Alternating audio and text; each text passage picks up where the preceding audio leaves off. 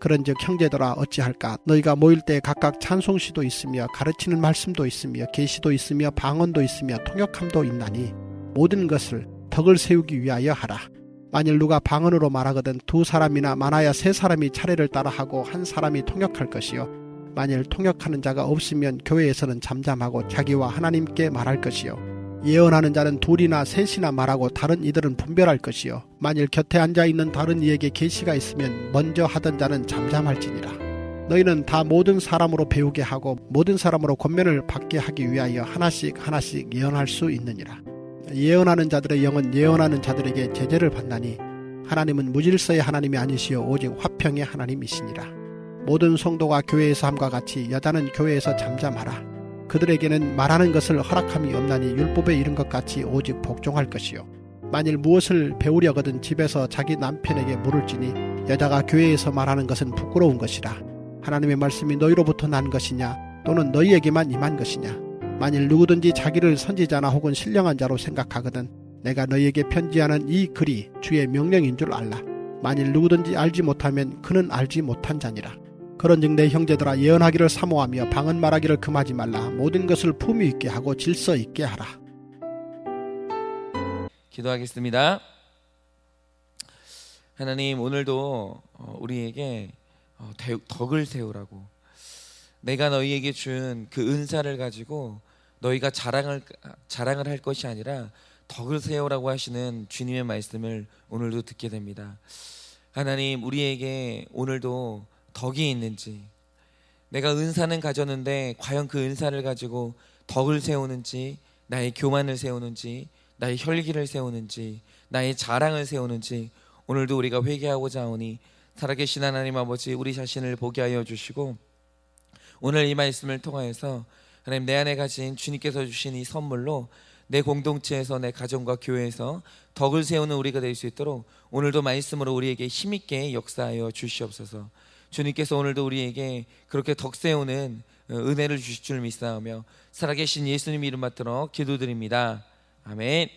지난번에 주일날도 이제 설교를 했지만, 똑같은 본문으로 설교를 했지만 오늘 다시 한번 강조하는 게 중요할 것 같습니다.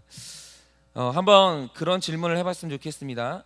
지금 고린도 교회 여기까지 우리가 보면서 이제 굉장히 많은 문제들이 있었습니다. 그러면 고린도 교회에 여러 가지 좋은 것들이 있습니다. 교회가 일어섰습니다. 그리고 일어선 교회에 하나님께서 은사를 주셨어요. 성령께서 뚜렷이 나타나셨어요.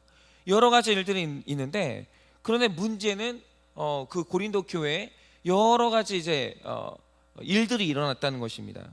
그러면 이 교회에 나타나는 이 문제와 무질서는 어디에서 비롯되는 것인가?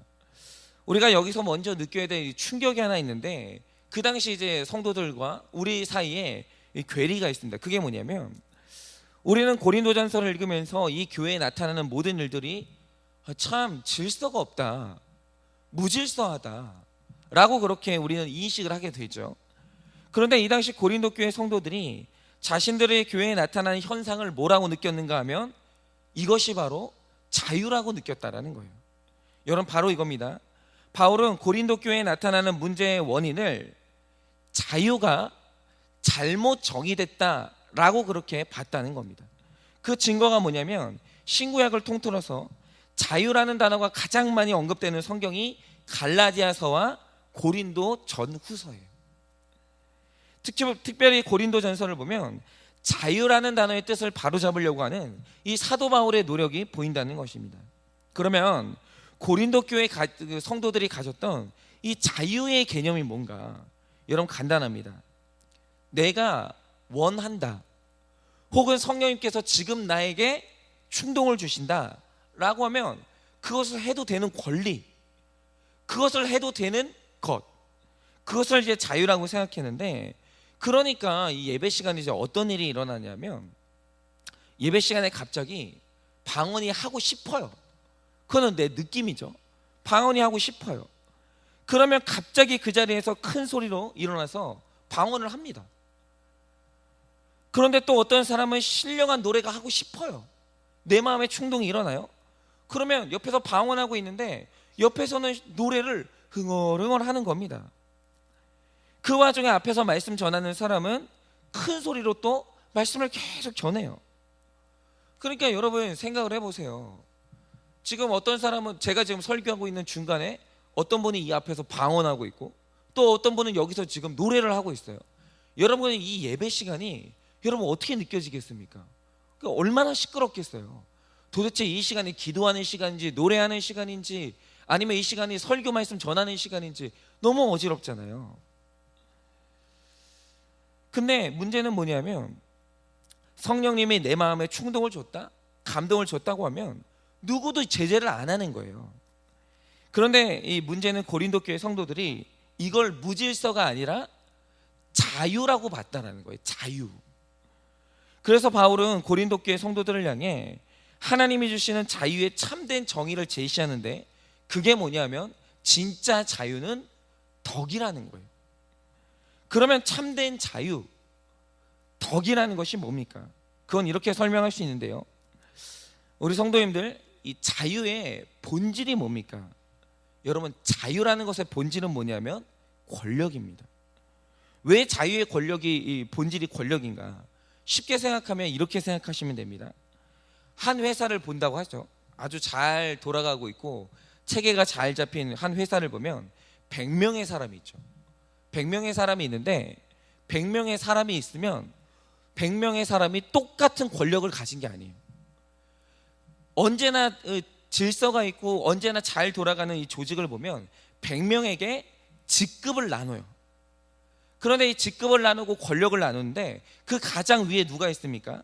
모든 사원의 인사권과 재정권을 가지고 있는 사장이 있어요.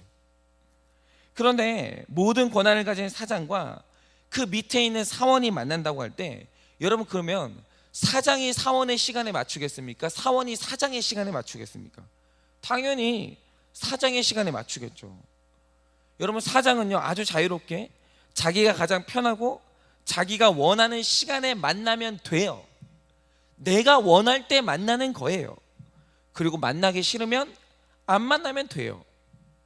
그런데 사장은 이런 자유가 있는데 사원은요 사장이 만나고 싶다, 내가 이 시간에 만나야 되겠다라고 그 시간을 정하면 그 시간에 무조건 사장님을 만나야 돼요.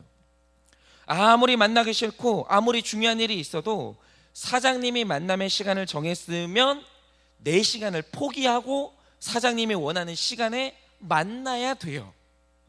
여러분 이게 뭡니까? 권력, 즉 힘을 가지면 가질수록 그는 더 많은 자유를 누려요. 그는 자기가 하고 싶은 대로 더 많은 걸 할 수 있어요. 그런데 힘이 없으면 없을수록 자유가 없는 거예요.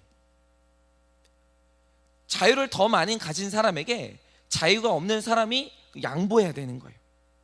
그런데 이 세상에서 가장 큰 힘과 권한을 가진, 그러니까 회사에서는 가장 큰 힘과 권한을 가진 사람이 사장이죠. 그런데 온 우주에서 가장 큰 권한과 가장 큰 힘을 가진 존재는 누구냐? 라고 하면 그게 바로 하나님이에요. 그래서 에베소서 1장 11절에 보면 하나님을 뭐라고 소개하냐면 모든 일을 그의 뜻대로 결정하고 예정하시는 분이라고 그렇게 얘기를 합니다. 즉 하나님이라고 할 때 그 하나님의 가장 큰 특징은 뭐냐? 그가 이 우주에서 가장 강력한 자유를 가졌다라는 거예요. 모든 만물은 그의 뜻대로 되는 거예요. 어떤 힘도 그분을 가둘 수 없고 어떤 사건도 그분을 깜짝 놀라게 만들 수 없어요. 여러분 그분은요 모든 걸 자기의 뜻대로 하고 계시고 온 우주에서 일어나는 작은 일도 그분은 다 알아요. 하나님의 의도와 상관없이 일어나는 작은 일은 없어요. 여러분 참새가 하늘에서 떨어진다고 하죠. 하나님이 알고 계셨어요. 하나님이 의도하신 거예요. 어떤 일도 하나님의 뜻과 하나님의 의도와 상관없이 하나님 모르게 일어나지 않아요. 그러면 여러분 이렇다라고 할 때 그러면 하나님이 창조하신 사람의 자유, 하나님의 자유는 절대 자유죠. 그러면 사람의 자유는 어떤 자유입니까? 바로 하나님의 뜻 안에서 움직이는 제한된 자유라는 거예요. 그런데 하나님의 뜻 안에서 자유를 누릴 때 바로 그걸 뭐라고 부르냐면 질서라고 부르는 겁니다. 제가 예전에도 이제 주일날 설교 시간에 이제 이런 말씀을 드렸지만, 제가 이제 예전에 어떤 건물에서 창밖을 본 적이 있었거든요. 그런데 그 건물이 고속도로가 굉장히 잘 보이는 건물이었는데, 그날따라 제가 눈에 띈 게 뭐냐면, 이 고속도로에서 이 혈관에 피가 막힘없이 흐르듯이 차들이 원활하게 소통이 너무 잘 되는 거예요. 그게 너무 자유로워 보였고 굉장히 안전해 보였습니다. 그런데 이 원활한 흐름, 막히지 않고 차들이 쌩쌩 달리는 이 흐름이 어떻게 유지가 됩니까? 내가 원하기만 하면 그 가운데서 차 한 대라도 내가 원하기만 하면 핸들을 꺾어서 중앙선 침범할 수 있어요. 그리고 내가 원하기만 하면 브레이크 밟아가지고 잠시 설 수 있어요. 그런데 한 대도 자기에게 정해진 차선을 넘지 않거나 브레이크를 밟지 않는 거예요. 이게 뭐냐면 다들 자기 차선 안에서 자기가 하고 싶은 자유를 제한받은 거예요. 그런데 자기 자유를 제한받고 제한된 질서를 누리니까 도로가 막힘없이 뚫리는 거예요. 다들 막힘없이 차를 운전하고 있는 겁니다. 그런데 이렇게 막힘없이 차가 원활하게 다니는 상태, 이 상태를 뭐라고 부르냐면 덕스러운 상태라고 부르는 거예요. 여러분, 오히려 자유라는 것은 덕스럽지 않게 사용할 때, 내 마음대로 사용할 때, 여러분 그때 도로는 난장판이 되는 거예요. 여러분, 여기서 우리가 각자 생각해 볼 게 있습니다. 그게 뭐냐면, 여러분은 은사가 있어요. 분명히 있으세요. 그런데 여러분은 덕도 있으십니까? 여러분, 언제나 교회와 공동체 안에서 문제가 되는 사람이 누구냐 하면 자유를 많이 가진 사람이 사고를 쳐요. 여러분, 언제나 교회에서 문제를 일으킬 때, 여러분 언제나 그 교회에서 핵심적인 문제를 일으킬 수 있는 사람이 누굽니까? 솔직히 말해서요, 발언권이 적고 존재감이 적고 교회 안에서 별로 이렇게 직분이 적은 평신도가 문제를 일으켰다? 교회에 미치는 영향이 별로 없어요. 그런데 언제나 교회에 영향을 미치고 교회에 문제를 일으키고 교회의 덕을 무너뜨린 사람이 누구냐?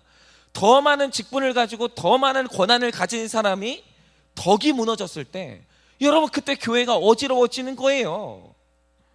여러분, 언제나 교회와 공동체 안에서 문제가 되는 사람이 누구냐면 권한도 많이 가졌고 은사도 많은데 덕이 없는 사람이에요. 여러분, 그 사람이 교회를 시끄럽게 만들고 그 사람이 교회를 어지럽게 만드는 거예요. 여러분, 권한을 많이 가지고 존재감이 크고 그리고 은사를 많이 가진 사람일수록 말 적게 해야 돼요.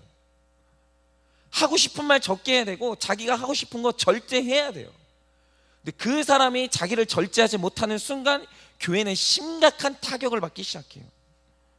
여러분, 어떤 사람에게 이런 거죠. 사람의 마음을 얻는 은사가 있어요. 그게 바로 이제 매력이라고 하죠. 그런데 그 사람에게 그 매력을 절제하는 덕이 없다고 하죠. 그러면 어떻게 되겠습니까? 그게 바로 우상이 되는 거예요. 여러분, 우리가 몰라서 그렇지 교주가 되는 사람 중에 매력이 없는 사람이 아무도 없어요. 교주는 사람을 끌어들이는 매력이 있어요. 그런데 그 매력, 하나님이 주신 매력에 절제가 없고 말씀이 없으니까 여러분 그 사람이 교주가 되는 겁니다. 여러분, 언제나 매력이라는 것은 겸손 안에 말씀 안에 갇혀 있을 때 그것이 바로 리더십이 되는 거예요. 여러분, 누군가 강한 완력이 있다고 하죠. 그런데 그 힘에 덕이 없다라고 하죠. 그러면 어떻게 됩니까? 그 힘이 폭력이 되는 거예요. 그런데 여러분, 그 강력한 악력, 힘이 은사 안에, 규칙 안에 있을 때 여러분 그 사람이 바로 스포츠 스타가 되는 거예요. 어떤 분야에서. 그렇지 않습니까? 여러분, 이 세상에 그 누구도 은사 없이 이 땅에 보내진 사람이 없어요. 장담하건대 저는 여기서도 보여요. 지금 여기 앉아 계신 여러분들도요, 은사가 뭔지 제가 눈에 보인다니까요. 다 은사가 하나씩 있으세요. 그러므로 언제나 문제가 일어난다면 그거는 은사가 없어서가 아니라 은사에 덕이 없어서 그런 거예요. 그래서 말씀을 준비하다가 제가 지금 가장 덕이 부족한 부분이 어디일까? 이거 묵상을 해보니까 저는 이런 겁니다. 저는 일을 추진하는 걸 좋아해요.